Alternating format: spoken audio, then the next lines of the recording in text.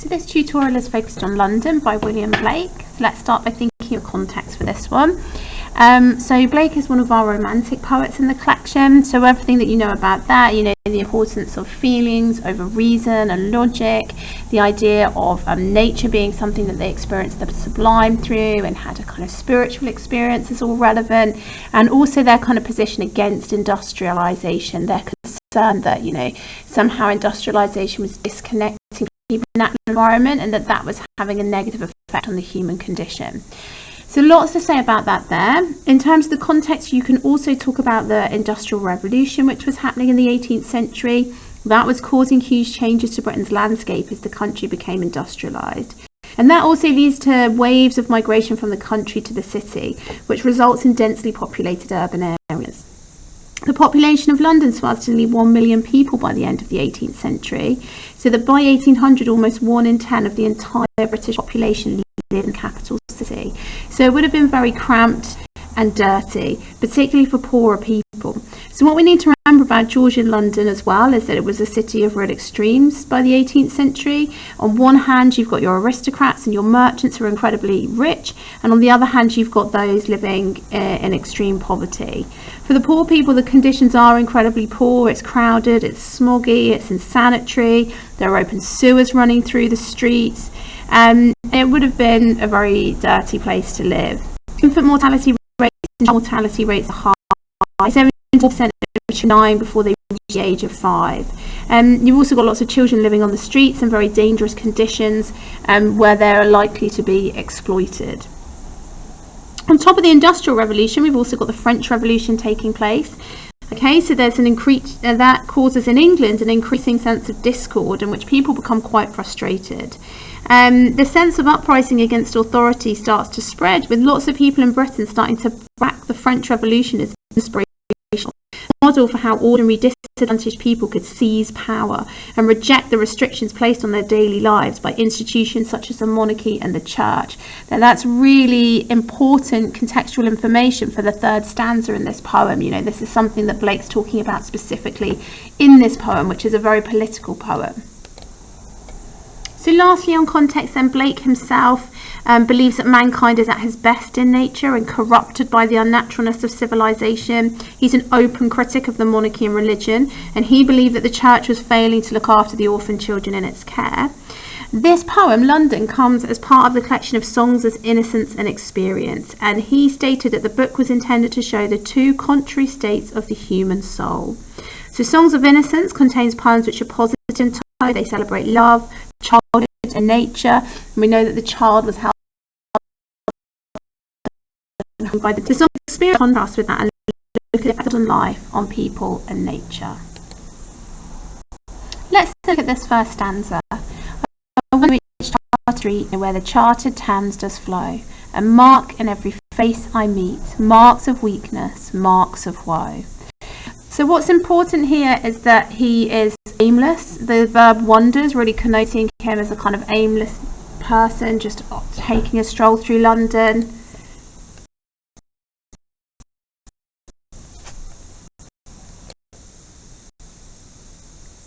The verb also suggests that perhaps he's alienated by the environment, that he kind of is attached, observing this walk through the city streets.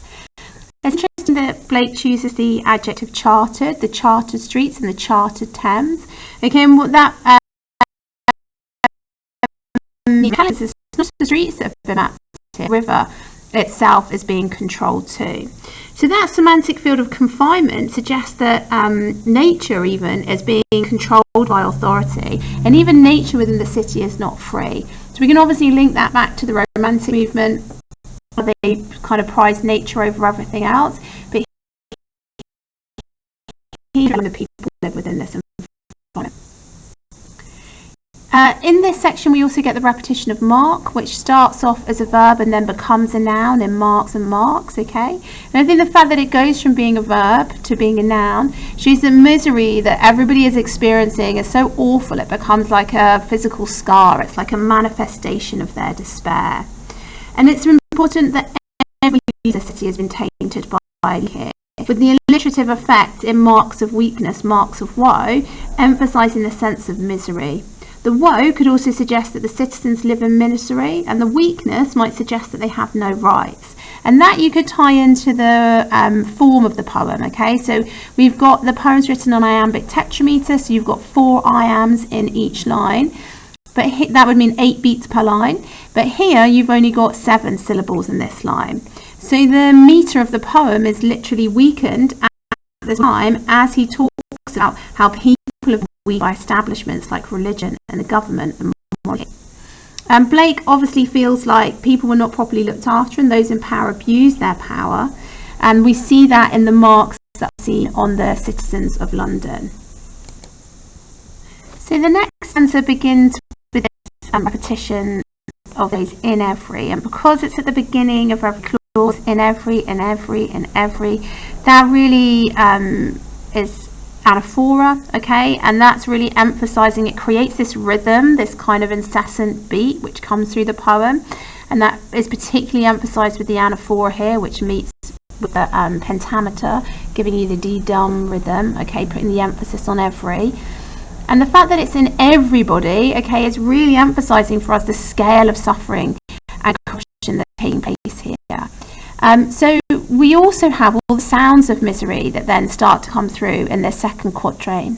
So in every cry of every man, in every infant's cry of fear, in every voice, in every man, the mind-forged manacles I hear.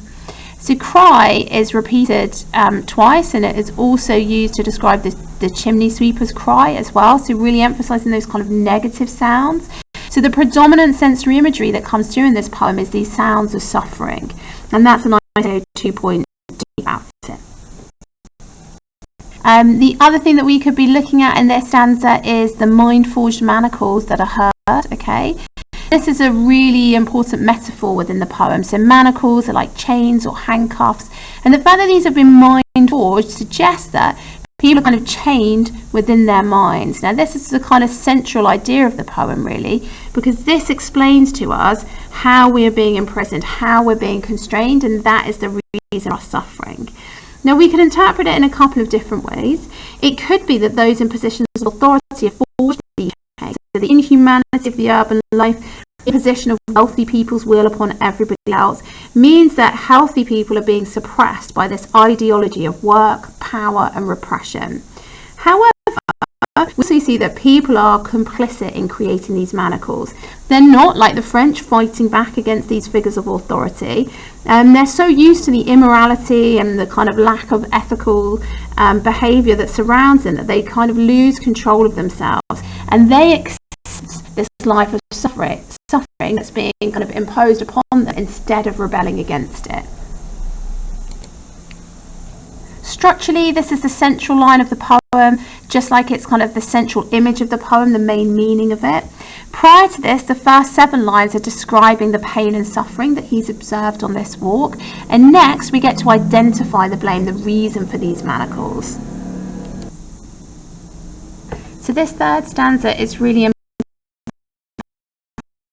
important. Chimney sweepers cry, every blackening church appalls, and the hapless soldier's sigh runs in blood and palace walls. So very obviously in this stanza we find out who's to blame for the misery of life in London, and he's positioning that blame at the church and at the palace. So it's definitely the figures of authority who are responsible for the misery that he's observing around him. The men of kind of lower social standing, so your chimney sweeper and your soldier, you know, these days we think of a soldier as having kind of higher social standing, but particularly in the 18th century, the men who would have been involved as soldiers would have been of quite, your kind of regular regiments would have been social standing. And so what we're seeing then is that these men from kind of lower social standing are abused by the system that supports the people at the top. The sounds here are repeated, aren't they? So we've got that cry happening again, and then we've also got the chimney sweepers cry, so you've got a little bit of alliteration happening here, which is drawing our attention once more to the sounds of misery that are taking place and really helps to create this sort of voice of suffering. The church is also literally like on the church because of all the industrialisation in London, but as well as being literal, it's also metaphorical. So that it, you know, it is the church, we know that Blake was critical of the church and the way that it treated orphan children. So it's blackening, it's also kind of corrupted really, because it fails to support those very vulnerable people who need it. We then get the hapless soldier's sigh, okay, and what we have happening here is that this kind of alliteration of the soldier's sigh is creating a sibilant sound in and of itself, which again shows us a sign of misery. And we can see the innocence of the soldier is corrupted here by the hierarchy of the king.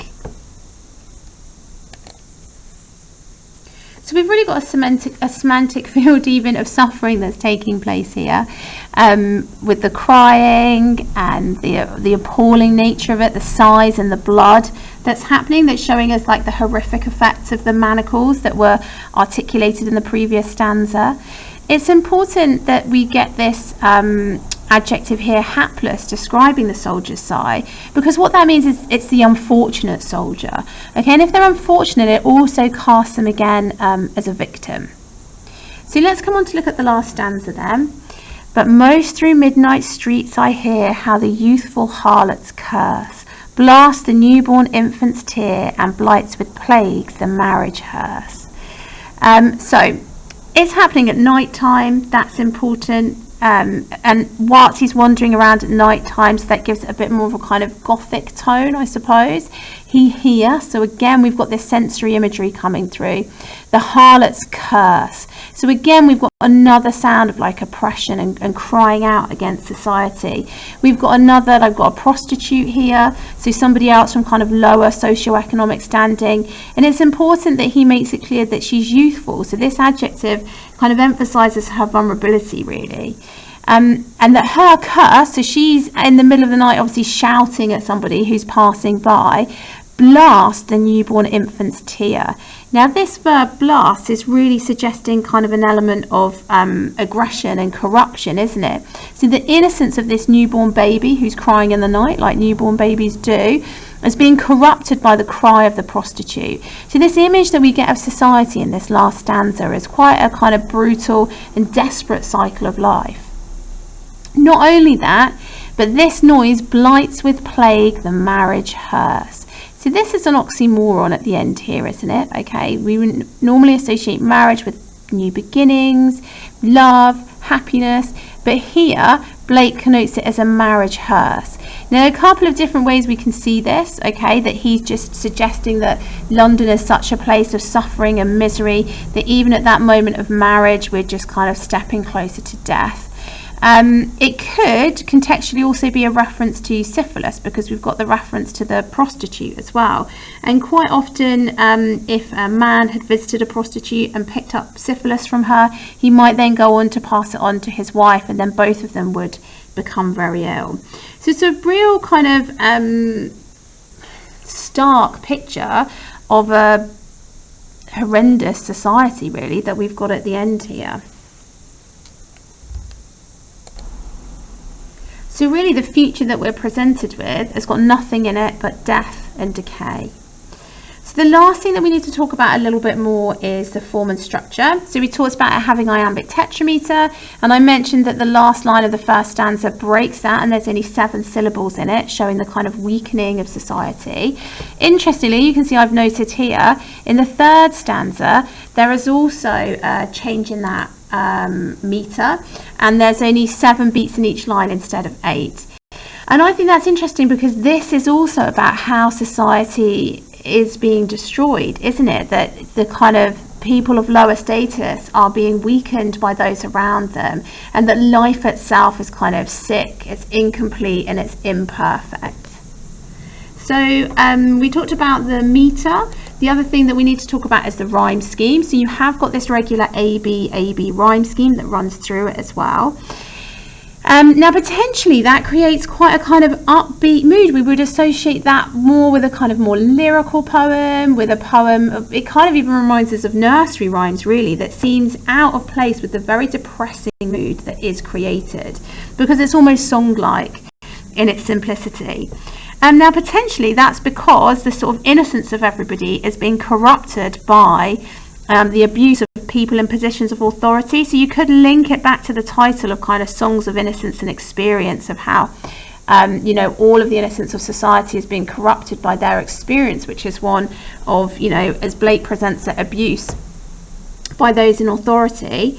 The other thing that we could look at is the kind of sense of a marching inevitability. Okay, so as well as there being this regular rhythm, the fact that there's a regular rhyme scheme, along with all the repetition that goes through it, creates a sense like a kind of regular beat and a thudding atmosphere, which suggests that, you know, this is inevitable. There's no escape from this life of misery.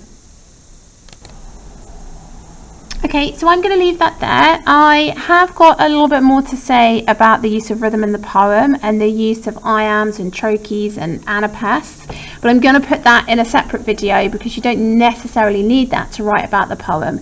Remember, you've only got 35 minutes. You have to hit all of your assessment objectives, including links to context, and you've got to write about 2 poems. So you don't necessarily have to write about the rhythm in such detail, but I know that some of you are capable of covering that in the time too, so I'm going to cover that in a separate video.